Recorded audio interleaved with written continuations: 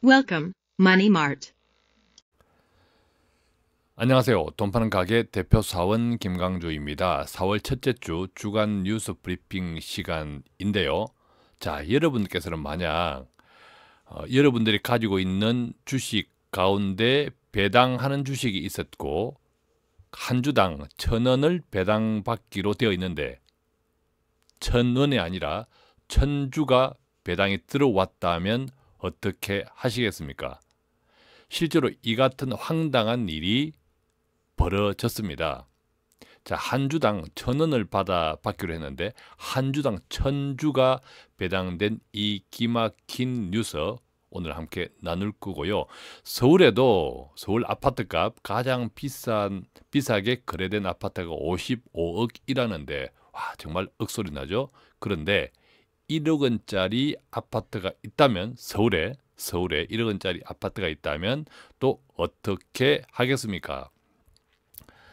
자, 우리나라 수출 경기 뭐 어떻게 생각하나요? 요즘 미국과 중국의 무역 전쟁 때문에 당연히 그 꼽살이 끼어 있는 새우등 터질 수 있는 우리 대한민국의 수출 걱정하시는 분들이 많습니다. 자, 지난 3월 달 수출 결과가 어떠했는지 뚜껑을 열어볼 거고요.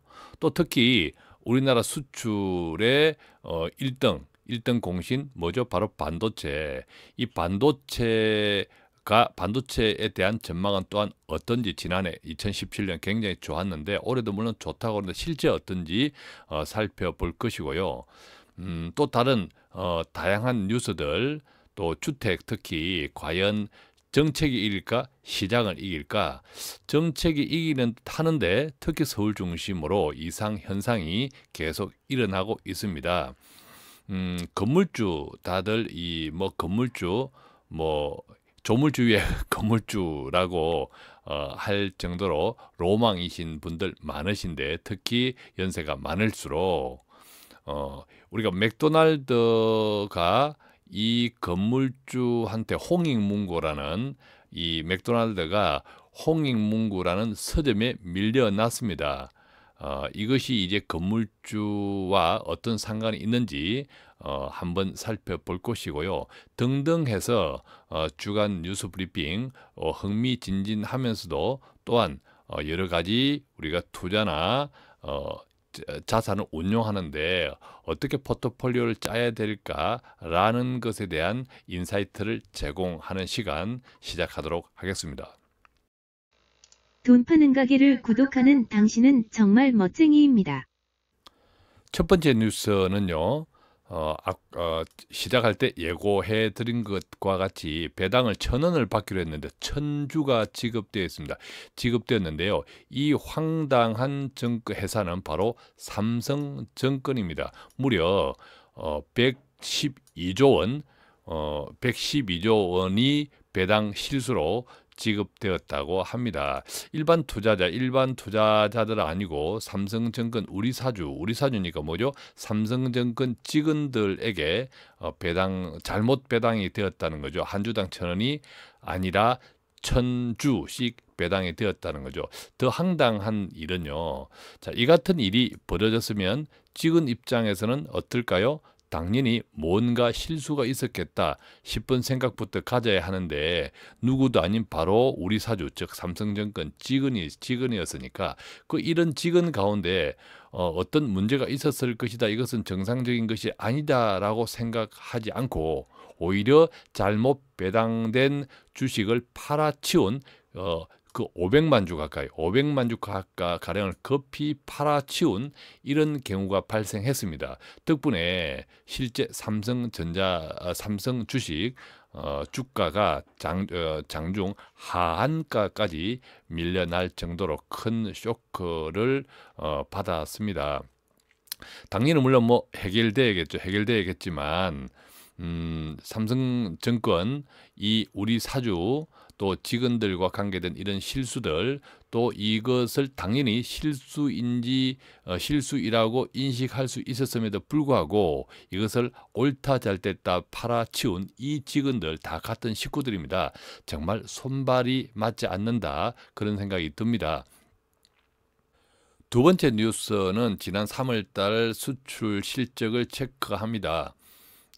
미국과 중국의 무역 전쟁으로 우리가 새우등 터지지 않을까, 또 미국의 보호 무역, 또 금리 인상 등등으로 우리나라의 수출이 경기가, 사실 우리나라는 수출 주도 국가이기 때문에 이 수출 결과가 수출 실적이 상당히 많은 영향을 받는 나라이죠. 뚜껑 열어보니까 수출 수입 경상수지가 여전히 68억 불 정도 흑자를 지속하고 있고요. 특히 수출은 17개월째 연속 증가하고 있는 좋은 반가운 결과를 가지고 왔습니다. 다만 이제 수출 비중에서 중국이 좀 늘어났고요. 미국은 줄어들었답니다. 당연히 보호무역, 또 뭐 최근 미국과 중국의 무역 전쟁이 아니더라도 한국 기업 수출 전자, 철강 등등 해가지고 계속 데미지를 미국 시장에서 좀 입고 있죠. 아마 그런 그런 영향들이 반영된 결과라고 생각이 듭니다. 그러나 어쨌든 이제 3월 좀 고무적인 것은 3월 수출액 중 500억 달러 이상의 실적을 보인 것이 이번에 처음이라고 합니다. 그러니까 수출이 상당히 계속 좋다라는 이런 이야기죠. 다만 조금 이제 아쉬운 것은 여전히 반도체 비중이 전년 동기 대비 44.2% 증가한 108억 달러로 단일 품목 월간 수출액 사상 처음으로 100억 달러를 돌파했다고 합니다. 그만큼 총 수출에서 반도체 비중은 20.9%로 반도체 쏠림 현상은 여전하다. 지금 현재 2017년 반도체 주가가 굉장히 좋았는데 너무 좋다 보니까 그 기저효과 때문에 올해도 여전히 좋습니다만, 기저효과 때문에 좋은데도 불구하고 주가가 제대로 이제 반영되지 못하고 있는데, 뭐 또 삼성전자 역시도 우리가 시장 예상 실적을 실적보다 높은 시장 예상 실적보다 상향된 실적 발표를 했는데요. 여전히 삼성전자에서도 반도체 비중이 아주 좋습니다. 자, 이런 현상들을 볼 때 반도체 조금 이제 2018년도에 기대했던 주가 흐름을 보이고 있지 못하지만 여전히 실적은 괜찮다. 2018년에도 반도체가 여전히 좋을 것이다. 이런 것 기대감 가지시고 조금 혹시 생각하지 못했던 방향으로 흘러간다 하더라도 조금 기다리는 그런 인내가 필요하리라고 생각이 듭니다. 반도체 실적 관련해서 삼성전자 실적 발표를 한번 또 체크해 볼 필요가 있는데요.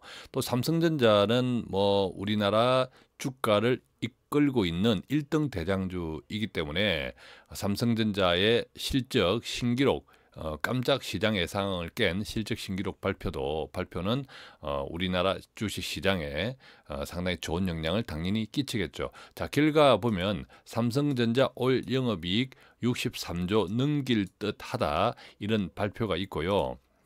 이 내용 가운데서도 반도체에서만 영업이익이 11조, 그러니까 전체 이익의 70%를 올해 반도체에서 반도체가 차지할 것이다. 따라서 올 반도체 시장 전망도 여전히 밝다, 이런 이야기 함께 참고하면 좋겠는데요. 반도체 관련해서 조금 더 이제 자세히 살펴보면 원래 이제 반도체에 대해서 약간 우려했던 것들이 있었습니다. 그 결과 반도체 올 시장에서 우려가 반영돼서 원래 좀 시장에서 반도체 수출 이게 시장을 조금 낮게 보았는데, 반도체 시장 성장률 전망치를 8.2로 보았는데 이것을 이제 15%로 대폭 상향 조정해야 할 정도로 2018년 당초 원래 이제 반도체가 2018년에도 좋으리라고 생각했지만 좋으리라고 생각했던 그 기대치보다 대폭 더 늘렸다고 합니다. 예상치들이. 그 이유는 원래 반도체 시장이 조금 올해는 지난해보다 좋지만 지난해에 비교하면 지난해보다는 못할 것이다라는 게 있었는데 그 원인 중에 하나가 이제 중국이죠. 그래서 중국이 하반기 메모리 반도체를 양산하며 공급이 늘어날 것으로 예상했는데 실제 뚜껑을 열어보니까 공급량이 많지 않고 품질도 낮기 때문에 시장에 끼치는 영향이 미미할 것이라는 전망이 우세하다. 또 일본에서도 이 도시바 등 신규 3차원 낸드 플래시 공장 생산량도 전망치를 밑돌아서 낸드 가격 하락폭이 예상보다 적을 것이라는 분석 등등 이 같은 영향으로 결국 이제 국내 한국 특히 삼성전자, 하이닉스 등 대한민국의 반도체가 여전히 시장 지배력을 장악해 나갈 것이다. 이 때문에 다 뚜껑을 열어보니까 삼성전자 반도체 삼성전자 실적 괜찮고요. 시장 예상을 뛰어넘었고요. 그 가운데 반도체가 1등 공신이 되었고요. 이 영향이 올 2018년도도 계속 상향 지속될 것이다. 이런 전망을 함께 내놓고 있습니다.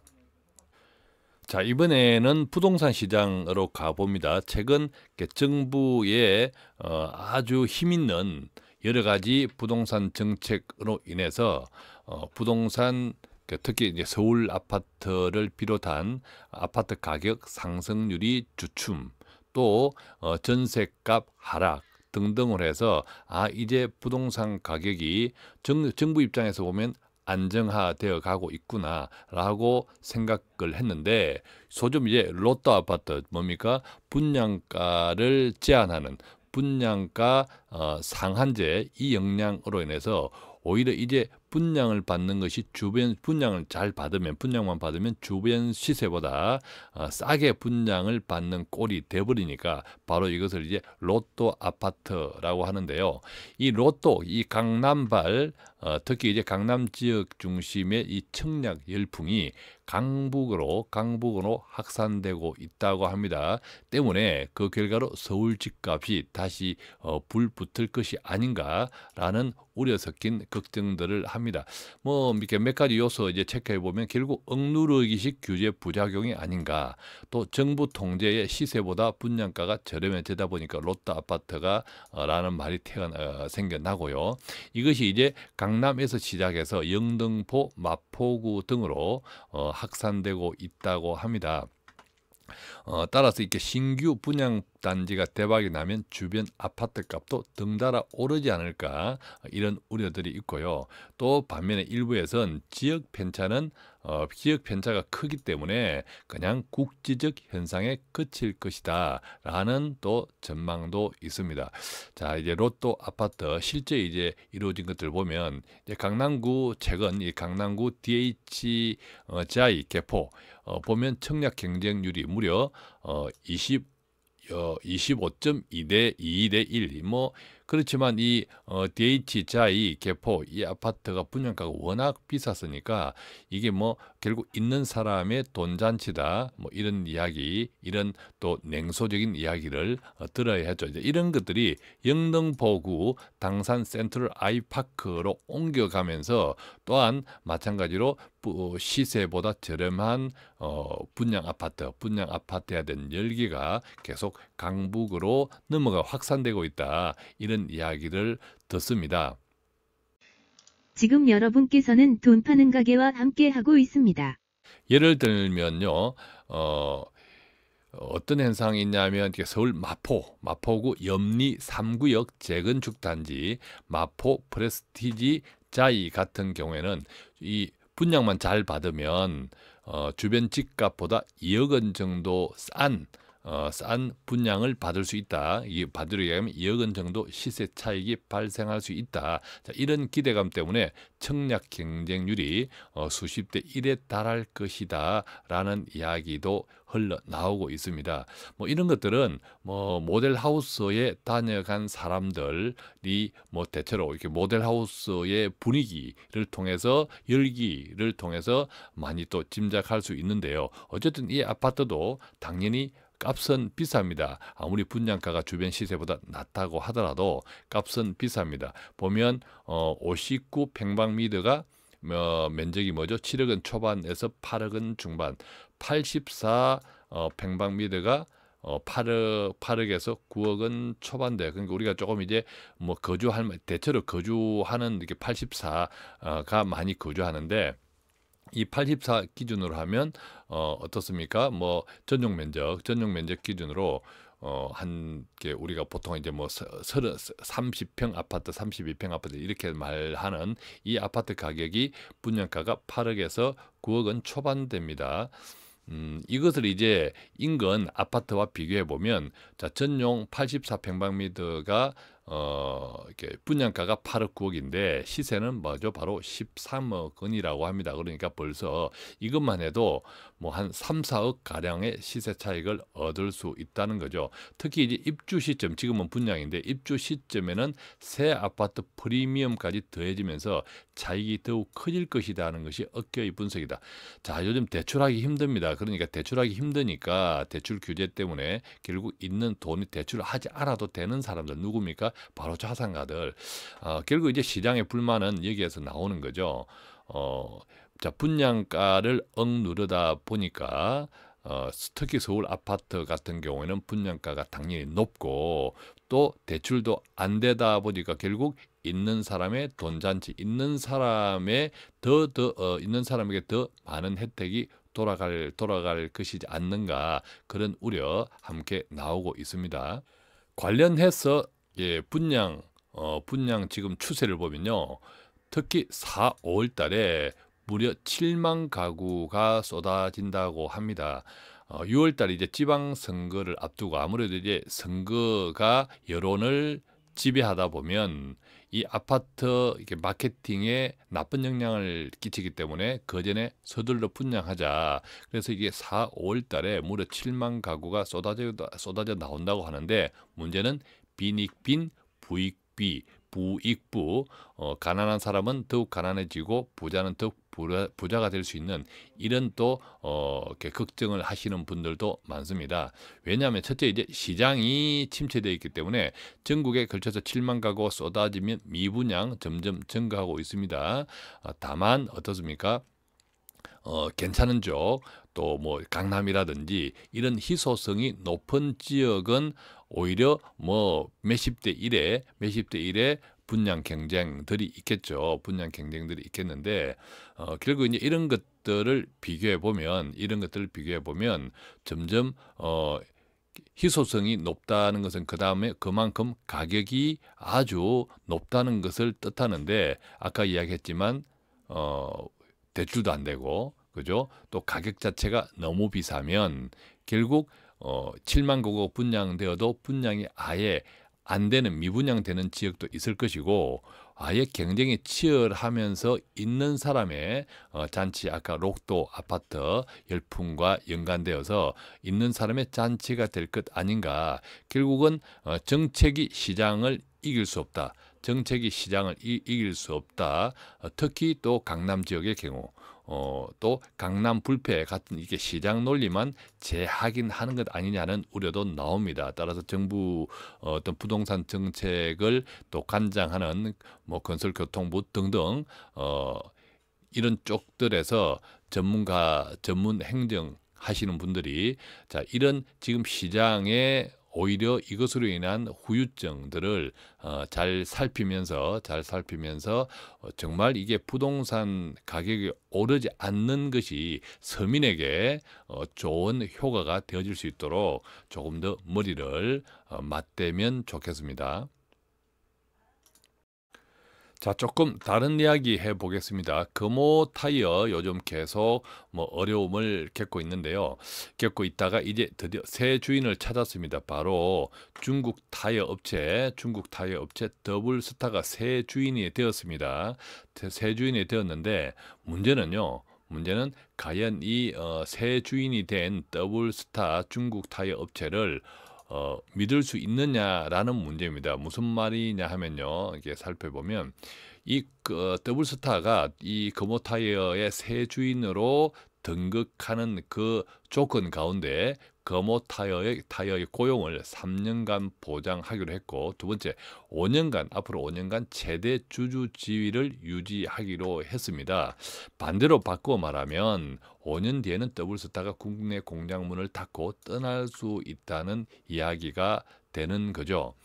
자, 물론 떠나지 않을 수도 있습니다. 공장문을 계속 공장을 더 크게 키우면서. 그러나 공장문을 닫고 떠날 수 있다는 것에 저는 오히려 더 가능성을 높게 보고 있습니다. 왜냐하면 중국 기업들, 한국에 뭐 안 좋은 기업들이 있습니다. 기술만 빼먹고 당초 약속했던 투자나 고용을 이행하지 않고 달아나는 경우가 있기 때문이고, 중국 기업들 대체로 외국과의 여러 가지 이런 합작이나 등등을 통해서 그닥 신뢰가 많이 없습니다. 지금 이제 미국과 중국의 이런 무역 분쟁 가운데서도 가운데 하나도 그 중국 기업이 미국 기업에 투자해서 기술을 도둑질해가는 이런 현상들이 있기 때문에 바로 무역 전쟁의 본질이 또한 미국의 지적재산권을 보호하는 것이다라는 이야기가 우리가 있을 정도로 중국 기업이 선진국 기업들에 대한 신뢰 좋지 않습니다. 따라서 이 더블스타 역시도 그런 우려가 여전히 있다라는 거죠. 근데 이 금호 타이어를 우리가 이제 한 번 더 생각해 보아야 할 것은, 금호 타이어 정말 국내에서는 좋은 기업입니다. 예를 들면 금호 타이어 국내 공장 영업이익은 지난해 2017년을 제외한 7년 동안 계속 흑자였는데, 근데 이렇게 유동성 문제가 생겨서 결국 중국 기업에 팔려가게 된 이유가 뭐냐? 지난해 중국 공장에서 큰 적자가 났습니다. 바로 1,569억 원의 엄청난 적자를 내었는데, 이 중국 공장은 전체 생산 능력의 36%를 차지하는 큰 사업장이지만 중국 내수 판매가 급감하면서 만성적자에 시달리게 된 계기가 되었다고 합니다. 자, 그렇다면 이 중국 공장, 금호 타이어 중국 공장이 이토록 큰 적자를 지난해 기록하면서 금호 타이어가 결국 주인이 중국 기업으로 바뀌게 된 이유가 뭘까요? 바로 샤드입니다. 샤드 때문에 그 중국의 억지 논리, 샤드 때문에 바로 한국 기업에 대한 인식이 굉장히 좋지 않아졌고 불매운동까지 했죠.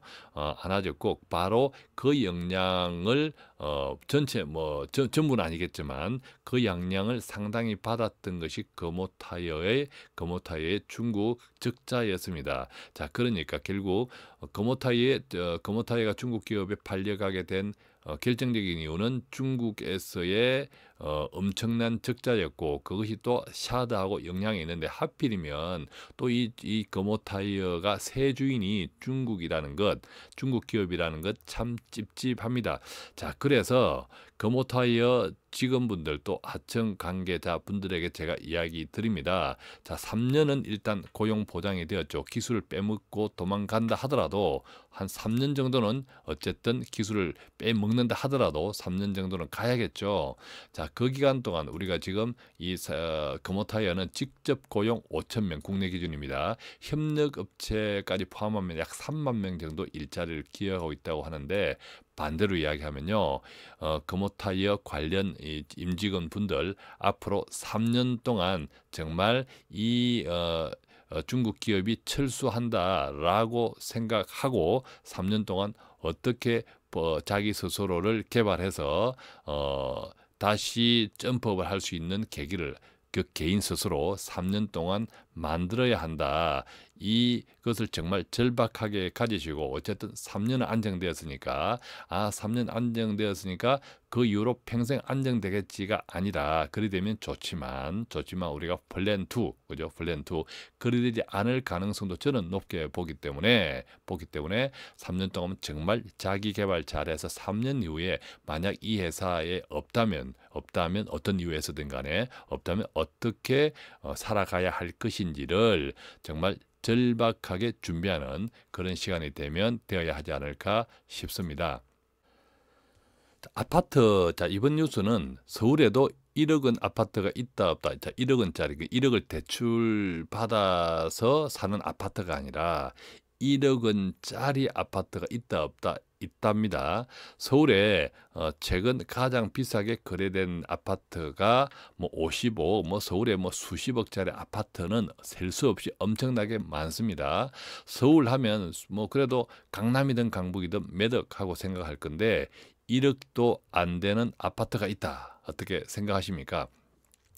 자, 1억도 안 되는 아파트가 어디에 있을까? 한번 이게 챙겨보면요. 챙겨보면 여기에 있네요. 여기에 있는데 어디냐 하면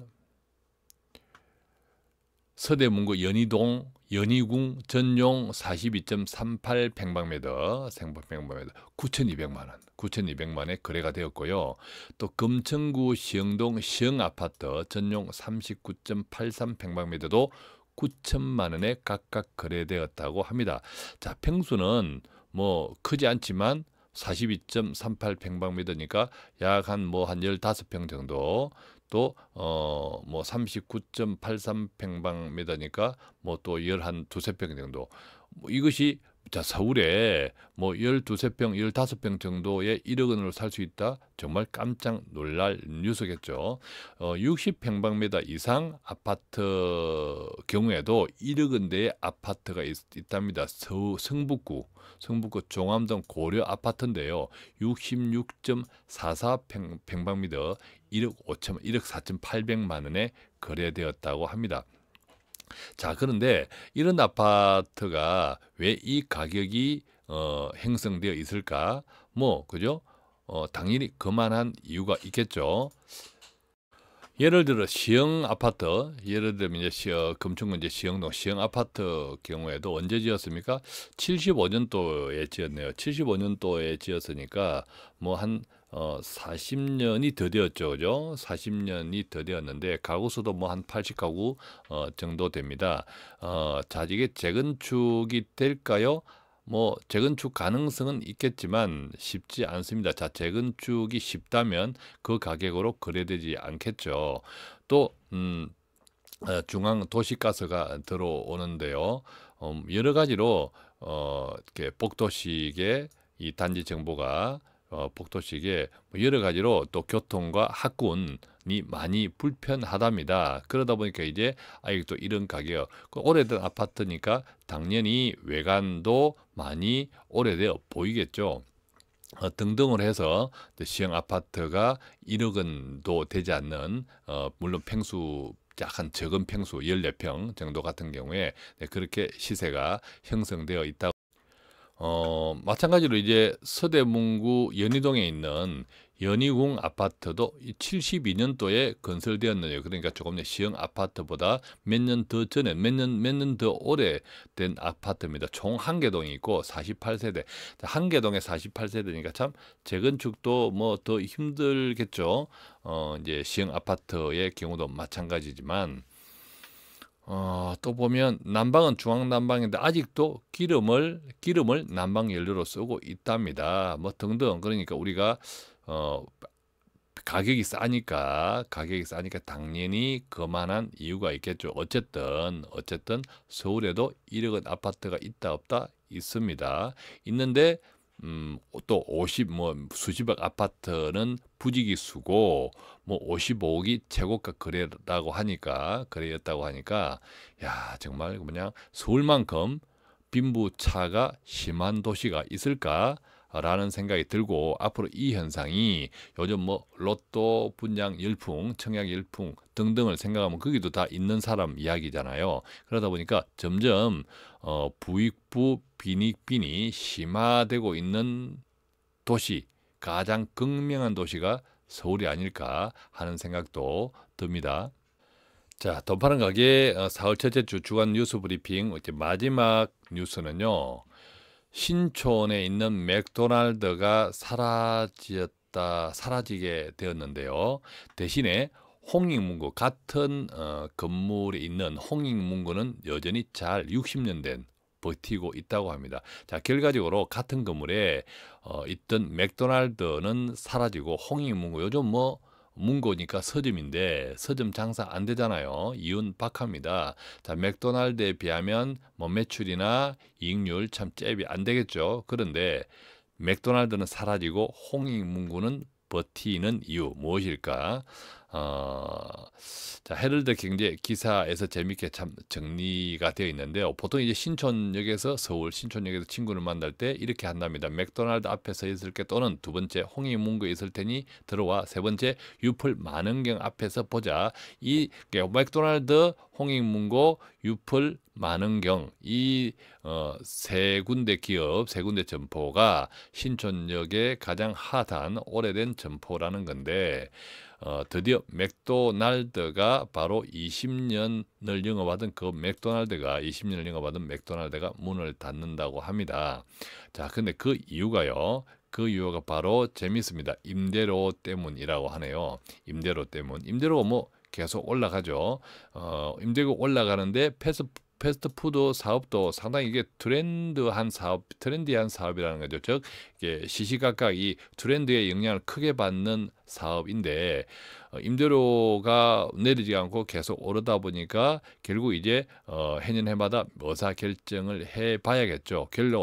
결론 맥도날드 측이 두드려 본 계산기에서 가장 큰 비중을 차지한 것이 임대료인데 이 임대료 가지고는 이제 더 이상 영업이 힘들겠다 해서 바로 맥도날드가 20년을 이 자리에서 영업을 하다가 문을 닫는다고 합니다.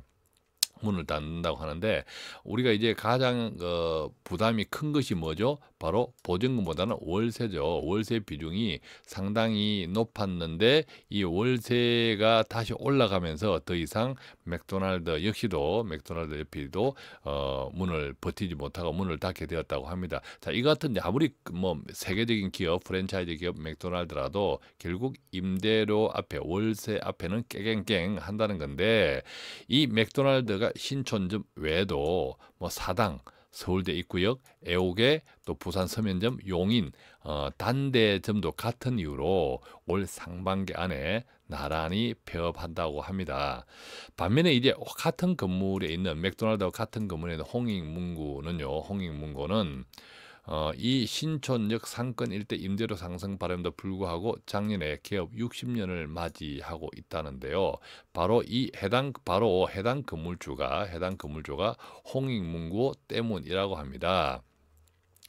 자, 그러니까 새들어 장사해왔던 맥도날드와 달리 홍익문고는 자기 건물에서 하는 영업이기 때문에 임대료 부담에서 자유롭다 이런 이야기죠. 한때 이제 홍익문고도 어떤 이게 지역 재개발 때문에 흘릴 뻔하기도 했다가 또 뭐 시민단체 서대문구 연세대학교 측의 노력으로 일대 재개발 구역이 해제되어 가지고 살아남았는데 자, 정책의 영향은 없다면 결국 건물주가 운영하는 가게는 영원히 살아남는다. 심하게 이야기하면 영원히 살아남는다. 이것을 리얼하게 보여준 사례가 아닌가 하는 생각이 듭니다. 그래서 정말 이 이야기가 임팩트 있네요. 인근의 부동산 중개업자 사장님 말씀. 제 아무리 맥도날드라도 건물주한테 이길 수 있나? 건물 있는 책방이 건물 없는 맥도날드보다 헐세다. 이런 이야기를 했다고 합니다. 뭐 어쨌든 이제 뭐 맥도날드 이제 홍익문고 점점 이제 책방이 힘들어지는데 이 홍익문고가 60년 이상을 그래도 버티고 있다니까 뭐 이런 건물주라고 하면 건물주가 자기 가게에서 장사를 하는데 더 이윤이 많은 장사를 하고 싶은 유혹이 있지 않겠습니까? 아무리 자기 건물이라도. 그런데 이 그닥 뭐 이익에 도움이 되지 않는 홍익문고를 60년 이상 계속 운영하고 있다는 이 점에서 이런 정신을 가진 건물주라면 저는 더 많은 사람들이 건물주가 되어도 상관없겠다 이런 생각이 듭니다. 점점 이 뭐 부동산 또 뭐 공공적인 역할 등등 해서 뭐 건물 또 제한된 토지 사용권에 대한 이런저런 이야기들이 있는데 조금 더 아무리 사유재산권이지만 이 건물이나 땅을 여러 가지 많은 사람들에게 좀 선하게 같이 선하게 사용되어질 수 있도록 좀 노력하면 우리가 이 건물주에 대한 인식이나 많이 개선되지 않을까 하는 생각도 또한. 자, 돈 파는 가게 주간 뉴스 브리핑 4월 첫째 주 오늘 시간 이렇게 정리합니다. 자, 돈 파는 가게는요, 돈 되는 정보를 매일매일 배달해 드리기 위해서 오늘도 최선을 다하고 있습니다. 뭐 이 방송뿐만 아니라 돈 파는 가게가 지금 배달해 드리는 뭐 다른 방송, 여러 가지 방송 들으시고 혹시 궁금한 내용이나 기타 도움받기 원하시는 내용이 있다면요, 전화 02-5360-153 또는 카카오톡 돈 파는 가게 검색하시면 돈 파는 가게 머니 슈퍼마켓 나오는데, 벌써 친구 맺고 1대1 채팅을 통해서 질문해 주시면 아는 범위 내 최선을 다하여 답해 드리겠습니다. 고맙습니다.